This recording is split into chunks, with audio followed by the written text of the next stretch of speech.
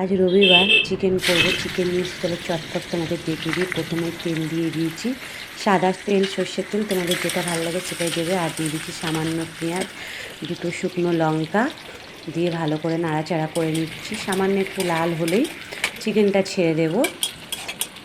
অল্প করে এনেছি, আজকে ছেলে খাবে না, চিকেন দিয়ে নাড়াচাড়া করে নিচ্ছি। ভালো করে ছেলে গেছে ইলিশ উৎসবে, তার জন্য আজ আমরা দুজনেই খাবো।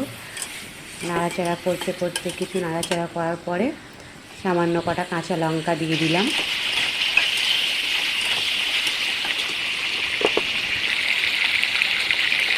নুন দিয়ে দিলাম স্বাদ মতো।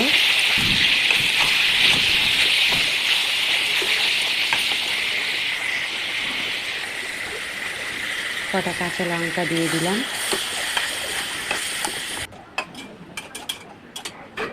দিয়ে ঢাকা দিয়ে রাখলাম। পেঁয়াজটা নরম হয়ে গেছে, ঢাকা খুলে আবার নাড়াচাড়া করে দিচ্ছি। কিছুটা আলু কেটে রেখেছিলাম সেটাও দিয়ে দিলাম, আর কিছুটা টমেটো কেটে রেখেছি সেটাও দিয়ে দেব। টমেটো দিয়ে ভালো করে নাড়াচাড়া করে নিলাম, দিয়ে আবার ঢাকা দিয়ে দিলাম।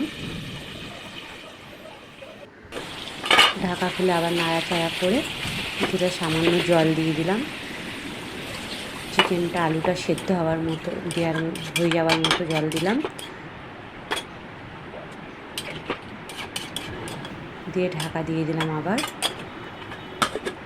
ঢাকা খুলে ফের নাড়াচাড়া করে নিলাম। তরকারিটা